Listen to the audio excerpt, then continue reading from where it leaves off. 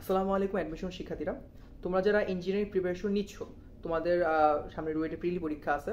তোমরা অনেকেই বলছিলে ভাই আমাকে চুয়েটের প্রশ্ন ব্যাংকের মতো পিডিএফ এর মতো যদি রুয়েটের আলাদা পিডিএফটা দেওয়া যায় তাহলে তোমাদের উপকার হইতো পড়তে। সো এই ভিডিওর নিচে তোমাদের গুগল ড্রাইভে আমি রুয়েটের প্রশ্ন ব্যাংকটা দিছি এবং ইয়ার ওয়াইজ আলাদা করা আছে, যেখানে তুমি আসলে কোশ্চেনগুলো তুমি দেখতে পারো পরীক্ষার আগে, তুমি যখন পরীক্ষা দিতে যাবা তার আগে আর কি। তবে এটা হচ্ছে রিটেন এক্সামের, সো এখন তো রিটেন এক্সাম না, সামনে তোমার প্রিলি এক্সাম। তো প্রিলির জন্যই যদি বলি, প্রিলির জন্য অলরেডি বলছি, আবারও বলি, তোমার কাছে প্রিলি যদি কোনো বই থাকে প্র্যাকটিসের জন্য সেটা পড়ো, ভার্সিটির প্রশ্ন ব্যাংকটা পড়ো, তারপর হচ্ছে হলো, এবং সাথে তোমার হচ্ছে হলো তুমি মেইন বই এক্সারসাইজগুলো করো। আর এতে করে কি হবে, তুমি অ্যাটলিস্ট ডিউর জন্য যে সামনে পরীক্ষাটা দিবা সেটা তোমার একটা ভালো প্রিপারেশনস হবে, এবং সাথে তোমার রোডে প্রিটাও তুমি ক্লিয়ার করে ফেলতে পারবা। আর বেশি বেশি করে সূত্রগুলো পড়ো এবং হাতে যে ক্যালকুলেটরটা কত ভালো করে ইউজ করা যায়, শর্ট ট্রিক্সগুলো এগুলো ভালো করে দেখো। আই গেস তোমার প্রিলিটা তুমি এভাবেই ভালোভাবে কভার করতে পারবা। যেহেতু প্রিলি পরীক্ষায় নাম্বারের কোনো ব্যাপার নাই যে মানে নাম্বারে ওয়াইসিএল আসে এরকম না, জাস্ট তুমি টিকে মেইন পরীক্ষায় উত্তীর্ণ হওয়া আর কি, এই আর কি ব্যাপারটা। আর কোশ্চেন ব্যাংকটা কীভাবে পড়বা সেটা যদি বলি, হ্যাঁ কোশ্চেন ব্যাংক দেওয়া আছে 2003-4 থেকে প্রায় 19-20 পর্যন্ত। এখন সবগুলো কি পড়তে হবে না, সবগুলো দেখার কোনো দরকার নাই, কারণ ওই 10-15-20 বছর আগে প্রশ্ন থেকে অ্যাকচুয়ালি পরীক্ষা আসে না।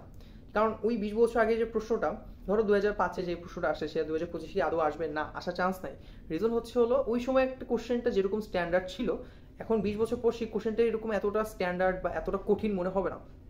এবং ওই কোশ্চেন্সগুলো তুমি একবার দেখতে পারো যে কোশ্চেন্স কি আসছে, বাট ওইসব কোশ্চেন পেরে যে ভালো একটা বেশি ওভার কনফিডেন্টে কনফিডেন্সে ভুগবা এরকম যেন না হয়, কারণ হচ্ছে ওইসব প্রশ্ন আসার চান্স কম। বড় জোর আমি বলবো তোমাকে জাস্ট রুয়েটের 7-8 বছর এর প্রশ্ন বা 5-6 বছরের প্রশ্নগুলোই দেখো, মানে 2019-20 থেকে ধরো যে তুমি 2000 কি বলে 13-14 12-13 পর্যন্ত প্রশ্নগুলোই জাস্ট দেখো যে কি আসছে ওদের লাস্ট 10 বছরে কি প্রশ্নগুলো আসছে, কি টাইপের ওরা কোশ্চেনগুলো করে আলাদা করে যখন প্রশ্ন পরীক্ষাটা নেয় ওরা।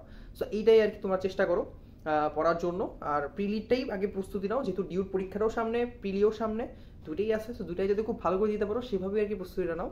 আর যেহেতু তুমি ইঞ্জিনিয়ারিং প্রিপারেশন নিছো, তো আমি এই আশা রাখতেছি তুমি ফিজিক্স কেমিস্ট্রি ম্যাথের রিটেন নিয়ে তোমার ডিউ পরীক্ষা আটকানোর কথা না, ঠিক আছে? তাও একটু মেন বইয়ের এক্সারসাইজের ম্যাথসগুলো, তারপর হচ্ছে ছোটো ছোটো ম্যাথসগুলো একটু দেখো, হ্যান্ড ক্যালকুলেশনটা একটু শিখো, যাতে করে ডিউটাও তুমি কভার করতে পারো, লাইক ডিউটা যাতে হাত থেকে ছুড়ে না যায়। ওকে, এইটা হচ্ছে তোমাদের কাছে আমার এক্সপেকটেশনস। ভালো করে পড়ো, এই সময় আসলে পড়া ছাড়া কিছু করার নাই, জাস্ট পড়ো পড়ো এবং পড়ো। আর যদি বলি যে মনে হইতে পারে যে হচ্ছে না কোথাও, হচ্ছে না কোথাও, বাট হঠাৎ করে দেখবে যে হয়ে গেছে, তোমার এই পরিশ্রমটা সেদিন মানে সার্থক হবে। সো পরিশ্রম করাটা ছাড়ো না, বেশি বেশি করে এফোর্টটা দাও, আরও বেশি এফোর্ট দাও, নিজের ওই লিমিটটা চলে যাও যেখানে যতটুকু তুমি দিতে পারো আসলে। ঠিক আছে, দেখবে যে ইনশাল্লাহ ভালো কিছু হবে, অ্যাচিভ অবশ্যই করতে পারবা। আর ধৈর্য রাখো, এক্সাম হলে গিয়ে নার্ভাস হবে না। কথাটা বারবার বলি, এক্সাম হলে গিয়ে নার্ভাস হলে আসলে অনেকটাই মানে এক্সামটা অর্ধেকটা নষ্ট হয়ে যায়। সো ওইটা করবা না। একটা ভুল হইলেও সেটা রিকভার করার চেষ্টা করবা, লাইক ভুল হয়েছে আমি বাকিগুলো সব কারেক্ট করবো, এরকম একটা মেন্টালিটি যাতে থাকে। ঠিক আছে, বা ম্যাথ মিলতেছে না, ওকে সমস্যা না, আমি পরে ম্যাথসগুলো সলভ করে পরে ঘুরে এসে এক সাইকেল একবার রাউন্ড দিয়ে এসে পরে আমি এটা আবার সলভ করবো। এই মেন্টালিটিটা নিজেদের মধ্যে রাখো, তাহলে দেখবো যে ইনশাল্লাহ প্রতিটা পরীক্ষায় তুমি একটা ভালো পরীক্ষা দিতে পারতেছো। অনেকের থাকে এরকম, ভাই সব পারি বাট এক্সাম হলে গিয়ে পারতেছি না, রিজন এটাই, তুমি নার্ভাস হচ্ছ, আটকায় যাচ্ছ, পরে গিয়ে তুমি পারতেছো না। সো এইটা যাতে না হয় সেটাই বলবো, যে একটু ভালো করে পড়ো, এই সময়টার মধ্যে সময় নষ্ট না করে পড়ো। প্রশ্ন ব্যাংক দিচ্ছি তোমাদের, আর কি কি যদি কোনো কিছু যদি সাহায্য লাগে, মনে হয় যে ভাই এই জিনিসগুলো আমাদের দরকার বা এটা করে দিলে ভালো হয়, তোমরা বলতে পারো।